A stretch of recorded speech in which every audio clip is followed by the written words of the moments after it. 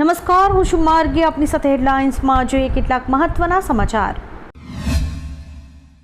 દિલ્હી બ્લાસ્ટને લઈને આજે cabinet committee on સિક્યુરિટીની એક મહત્વની બેઠક બોલાવાઈ હતી. બ્લાસ્ટની મોડસ ઓપરેન્ડી આતંકી સંગઠન જૈશ એ મોહમ્મદને મળતી આવે છે. ફરીવાર આતંકના તાર પાકિસ્તાન સાથે જોડાતા જોવા મળે છે. વડાપ્રધાન મોદીની અધ્યક્ષતામાં યોજાનારી આ બેઠકમાં ઓપરેશન સિંદૂર પાર્ટ 2 જેવો મોટો નિર્ણય લેવાય તેવી શક્યતા છે, જેના પર સૌની નજર ટકેલી છે. દિલ્હીમાં લાલ કિલ્લા નજીક સોમવારે સાંજે થયેલા વિસ્ફોટમાં 12 લોકો માર્યા ગયા છે. પ્રાથમિક તપાસ મુજબ આ ધમાકામાં એમોનિયમ નાઇટ્રેટ ફ્યુઅલ ઓઇલ એટલે કે ANFO અને ડિટોનેટરનો ઉપયોગ થયો હતો. ANFO એ એમોનિયમ નાઇટ્રેટને ફ્યુઅલ ઓઇલ સાથે ભેળવીને બનાવવામાં આવતું એક અત્યંત શક્તિશાળી વિસ્ફોટક મિશ્રણ છે, જેનો ઉપયોગ સામાન્ય રીતે ઔદ્યોગિક ક્ષેત્રે કરાય છે. ભરૂચ જિલ્લાના વાગરા તાલુકા નજીક સાયખા GIDCમાં વિશાલ ફાર્મા કંપનીમાં મોડી રાત્રે લગભગ 2:30 વાગે એક બોઇલર વિસ્ફોટ થયો હતો. આ દુર્ઘટનામાં 3 કર્મચારીઓના મોત થયા છે, જ્યારે કે 24 જેટલા ઇજાગ્રસ્ત થયા છે. ઇજાગ્રસ્તોને તાત્કાલિક સારવાર માટે નજીકની હોસ્પિટલમાં ખસેડાયા હતા. પ્રચંડ ધડાકાથી આખો વિસ્તાર ધ્રુજી ઉઠ્યો હતો. ફાયર ટેન્ડર અને પોલીસે રેસ્ક્યુ ઓપરેશન શરૂ કર્યું હતું. દિલ્હી બ્લાસ્ટ બાદ કાશ્મીર ઘાટીમાં આતંકીઓ વિરુદ્ધ પોલીસનું અભિયાન સતત ચાલી રહ્યું છે. પોલીસે અત્યાર સુધીમાં 1500થી વધુ લોકોને અટકાયતમાં લીધા છે. ટીમ્સે જાહેર વ્યવસ્થા બગાડવાના પ્રયાસ કરનાર તત્વો સામે આકરા પગલાં લીધા છે. પોલીસે UAPA હેઠળ જામીન પર છૂટેલા અને જામીનની શરતોના ભંગ કરનાર આરોપીઓની પણ તપાસ કરી છે, જેના જામીન રદ કરવા કોર્ટમાં અરજી કરાશે. દિલ્હી વિસ્ફોટથી સમગ્ર દેશમાં ભારે ખળભળાટ મચી ગયો છે. દરમિયાન ધરપકડ કરાયેલા આતંકવાદીઓ પાસેથી મહત્વપૂર્ણ માહિતી બહાર આવી છે. સૂત્રોના જણાવ્યા અનુસાર ધરપકડ કરાયેલા આતંકવાદીઓના મોડ્યુલે ઉત્તર પ્રદેશના મંદિરો અને ધાર્મિક સ્થળોને નિશાન બનાવ્યા હતા. અયોધ્યા અને વારાણસીને ખાસ કરીને નિશાન બનાવાયા છે. રાજસ્થાનના જોધપુરમાં મંગળવારે રાત્રે 8 વાગે મંડોર અને આસપાસના વિસ્તારોમાં જોરદાર ધમાકાનો અવાજ સંભળાતા લોકોમાં ગભરાટ ફેલાયો હતો. ધડાકા સાથે ધરતીકંપ જેવું જોરદાર કંપન અનુભવાયું હતું, જેથી પોલીસ અને ગુપ્તચર એજન્સીઝ સક્રિય થઈ હતી. થોડા સમય બાદ ભારતીય વાયુસેનાએ પુષ્ટિ કરી કે આ અવાજ ફાઇટર જેટની નિયમિત ઉડાન દરમિયાન સર્જાયેલા સોનિક બૂમનો હતો. ચીનના દક્ષિણ પશ્ચિમી પ્રાંત સિચુઆનમાં આવેલો નવનિર્મિત 758 મીટર લાંબો હોંગચી પુલ મંગળવારે બપોરે ભૂસ્ખલનના કારણે અચાનક તૂટી પડ્યો હતો. આ પુલ મધ્ય ચીનને તિબેટ સાથે જોડતા રાષ્ટ્રીય ધોરીમાર્ગનો ભાગ હતો. જોકે અધિકારીઓએ સોમવારે નજીકની પહાડીઓમાં તિરાડો જોતા જ સાવચેતીના ભાગરૂપે પુલ પરનો ટ્રાફિક બંધ કરી દીધો હતો. ભારે ભૂસ્ખલન થતાં પુલના પાયા નદીમાં ધસી ગયા હતા. દિલ્હી બ્લાસ્ટ બાદ ડોક્ટર શાહીનને લઈને નવા ખુલાસાઓ સામે આવી રહ્યા છે. તેના પિતાએ મીડિયા સમક્ષ વર્ણવ્યું કે તેમની દીકરી શાહીન કોલેજમાં ટોપર હતી. તેણે અલ્હાબાદ મેડિકલ કોલેજમાંથી MBBS અને MDની ડિગ્રી લીધી અને UPPSC પાસ કરી 2006માં કાનપુર મેડિકલ કોલેજમાં લેક્ચરર બની. 2015માં તલાક થતાં તે આતંકવાદી ડોક્ટર મુઝમ્મિલને મળી અને જૈશ એ મોહમ્મદની મહિલા વિંગ જમાત ઉલ મોમિનતની ટોપ કમાન્ડર બની ગઈ હતી. ડોક્ટર ઉમર અને મુઝમ્મિલના પાસપોર્ટથી મોટો ખુલાસો થયો છે કે બંને હુમલા પહેલા તુર્કી ગયા હતા. સૂત્રો મુજબ ત્યાંથી જૈશ એ મોહમ્મદના હેન્ડલરે તેમને દેશભરમાં ફેલાઈ જવાનો આદેશ આપ્યો હતો અને તેમણે ફરીદાબાદ, સહારનપુર જેવા વિસ્તારોને ટાર્ગેટ કરવા માટે પસંદ કર્યા હતા. તપાસ એજન્સીઝ હાલમાં બ્લાસ્ટ સમયે ડોક્ટર ઉમરના મોબાઈલ ડેટાનું વિશ્લેષણ કરી રહી છે. જૈશના હેન્ડલરની ઓળખ જલ્દી જાહેર થવાની શક્યતા છે. દિલ્હીમાં ભયંકર કાર બ્લાસ્ટમાં 12 લોકોના મોત બાદ LNJP હોસ્પિટલમાં મૃતદેહોની ઓળખ પ્રક્રિયા ચાલી રહી છે. DNA સેમ્પલની તપાસ બાદ 8 મૃતકોની ઓળખ થઈ ગઈ છે, જેમાં અમર કટારિયા, અશોક કુમાર, મોહસિન મલિક, દિનેશ કુમાર મિશ્રા, લોકેશ કુમાર અગ્રવાલ, પંકજ સૈની, મોહમ્મદ નૌમાન અને મોહમ્મદ જુમ્મનનો સમાવેશ થાય છે.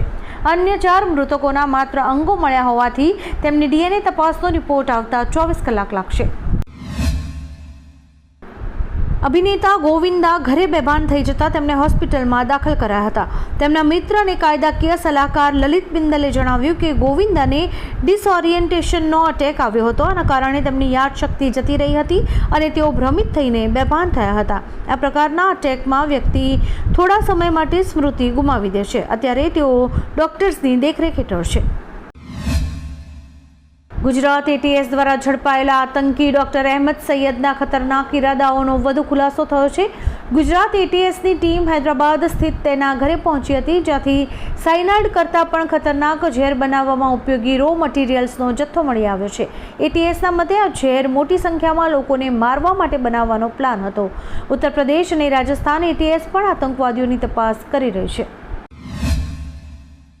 મીડિયા રિપોર્ટ્સ અનુસાર દિલ્હીમાં પકડાયેલા આતંકવાદીઓ 200 આઈઈડી બોમ્બનો ઉપયોગ કરીને 26/11ની શૈલીના હુમલાની યોજના બનાવી રહ્યા હતા. તેમના નિશાન પર લાલ કિલ્લો, ઇન્ડિયા ગેટ અને રેલવે સ્ટેશન્સ સહિત દિલ્હી, ગુરુગ્રામ અને ફરીદાબાદના મુખ્ય સ્થળો હતા. આ મોડ્યુલ પાકિસ્તાન સ્થિત જૈશ-એ મોહમ્મદ સાથે જોડાયેલું હતું. આતંકવાદીઓનો હેતુ ધાર્મિક સ્થળો પર હુમલો કરીને તણાવ ભડકાવવાનો હતો. વાણિજ્ય મંત્રાલયના યુનિટ ડીજીટીઆરએ મોટર વાહન ઉદ્યોગમાં વપરાતા ચાઇનીઝ રબરની એન્ટી ડમ્પિંગ તપાસ શરૂ કરી છે. રિલાયન્સ સિબુર ઇલાસ્ટોમર્સે ફરિયાદ કરી છે કે ચીનથી હેલો આઇસોબ્યુટેન અને આઇસોપ્રિન રબરની ડમ્પિંગથી સ્થાનિક ઉદ્યોગ પ્રભાવિત થઈ રહ્યો છે. આ જોઈન્ટ વેન્ચરે ચીનના આયાત પર એન્ટી ડમ્પિંગ ડ્યુટી લગાવવાની માંગણી કરી છે. આ તપાસ સ્થાનિક ઉદ્યોગને સુરક્ષિત કરવા માટે શરૂ કરાઈ છે. દિલ્હીના લાલ કિલ્લા પાસે થયેલા બ્લાસ્ટના મુખ્ય શંકાસ્પદ ડોક્ટર મુઝમ્મિલની પૂછપરછમાં મોટો ખુલાસો થયો છે. ડોક્ટર મુઝમ્મિલ અને ડોક્ટર ઉમરે લાલ કિલ્લાની રેકી કરી હતી અને તેમનો મૂળ પ્લાન 26મી જાન્યુઆરીએ લાલ કિલ્લાને નિશાન બનાવવાનો હતો. તેઓ દિવાળી ઉપર પણ હુમલો કરવા માંગતા હતા. આતંકી મુઝમ્મિલ અને આદિલ ડારની ધરપકડ થઈ છે, જ્યારે કે ડોક્ટર ઉમર બ્લાસ્ટમાં માર્યો ગયો હોવાની આશંકા છે. દિલ્હી બોમ્બ વિસ્ફોટ બાદ દેશભરના 5 એરપોર્ટને બોમ્બથી ઉડાવી દેવાની ધમકી બપોરે 3:30 વાગ્યે મળી હતી. ઇન્ડિગો એરલાઇન્સની ઓફિસને હુમલાખોરો તરફથી એક ઈમેલ મળ્યો, જેમાં હૈદરાબાદ, દિલ્હી, મુંબઈ, ચેન્નાઈ અને ત્રિવેન્દ્રમ એરપોર્ટને ઉડાવી દેવાની ધમકી અપાઈ હતી. આ ધમકીથી એજન્સીઝ હાઈ એલર્ટ પર છે. તમામ એરપોર્ટ અને શહેરોમાં સઘન સુરક્ષા પગલાં શરૂ કરાયા છે. મુંબઈ વારાણસી ફ્લાઇટમાં બોમ્બ હોવાની ધમકી મળતા જ ઇમરજન્સી લેન્ડિંગ કરાયું હતું. ડોનાલ્ડ ટ્રમ્પે મોટો નીતિગત ફેરફાર દર્શાવતા કહ્યું કે દેશમાં કેટલીક મહત્વપૂર્ણ નોકરીઓ માટે પૂરતા ટેલેન્ટેડ લોકોની કમી છે. તેમણે ફોક્સ ન્યૂઝને આપેલા ઇન્ટરવ્યૂમાં સ્વીકાર્યું કે આ કારણે વિદેશી સ્કિલ્ડ વર્કર્સ અને H-1B વિઝાની જરૂર પડે છે. ટ્રમ્પે કહ્યું કે તમે બેરોજગાર લોકોને ઉઠાવીને મિસાઇલ ફેક્ટરીમાં મોકલી નથી શકતા. અગાઉ તેમના વહીવટી તંત્રે H-1B વિઝાની એપ્લિકેશન ફીમાં મોટો વધારો કર્યો હતો.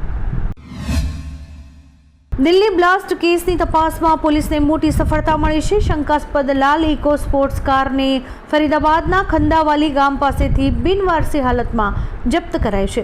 પોલીસના જણાવ્યા મુજબ આ કારનો ઉપયોગ દિલ્હીમાં પ્રવેશવા માટે કરાયો હતો. ફરીદાબાદ પોલીસે કારને જપ્ત કરીને ફોરેન્સિક તપાસ માટે મોકલી છે, જેનાથી આ ઘટનાના તાર ફરીદાબાદ સાથે જોડાયા હોવાના સંકેત મળે છે. વિરાટ કોહલી અને રોહિત શર્માના વન ડે કરિયર અંગે સસ્પેન્સ યથાવત છે. આ બંને દિગ્ગજો માત્ર વન ડે ફોર્મેટમાં જ સક્રિય છે. આ દરમિયાન બીસીસીઆઈએ તેમના માટે એક મોટી શરત મૂકી છે. બીસીસીઆઈએ ફરમાન જારી કર્યું છે કે જો આ બંને ખેલાડીઓ ઘરેલું ક્રિકેટ રમશે તો જ તેમને આગામી સમયમાં ટીમ ઇન્ડિયામાં જગ્યા મળશે. આ નિયમ દક્ષિણ આફ્રિકા સામેની વન ડે સિરીઝ પહેલા લાગુ કરાશે. રશિયાના રાષ્ટ્રપ્રમુખ વ્લાદિમીર પુતિનના ભારત પ્રવાસની તારીખ જાહેર થઈ ગઈ છે. તેઓ 5મી ડિસેમ્બરના રોજ ભારત આવી શકે છે. તેમની આ મુલાકાત દરમિયાન બંને દેશો વચ્ચે સંરક્ષણ ક્ષેત્રે મોટી ડીલ થવાની સંભાવના છે, જેમાં S-400 એર ડિફેન્સ સિસ્ટમ અને Su-57 ફાઇટર જેટની ખરીદી અંગે વાતચીત થઈ શકે છે. અમેરિકાના દબાણ વચ્ચે થઈ રહેલા પુતિનના પ્રવાસ પર સમગ્ર વિશ્વની નજર રહેશે.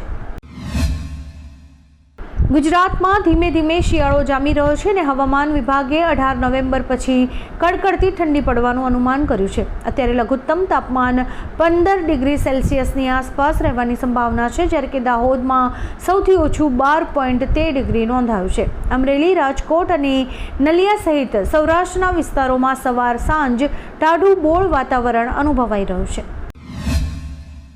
ભાજપના સાંસદ અને અભિનેત્રી કંગના રનૌત વિરુદ્ધ આગ્રામાં રાજદ્રોહ અને ખેડૂતોના અપમાનનો કેસ ચાલશે. MP MLA કોર્ટે કંગના વિરુદ્ધ દાખલ થયેલી રિવિઝન અરજી સ્વીકારી લીધી છે.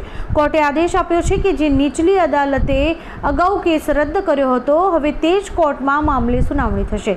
કંગના પર 26 ઓગસ્ટ 2024ના એક ઇન્ટરવ્યૂમાં ખેડૂતો વિશે અપમાનજનક ટિપ્પણી કરવાનો આરોપ છે. આવા જ કેટલાક રસપ્રદ સમાચારો નિહાળવા માટે અમારી YouTube ચેનલને લાઇક, શેર અને સબસ્ક્રાઇબ કરો અને જોતા રહો હેડલાઇન્સ.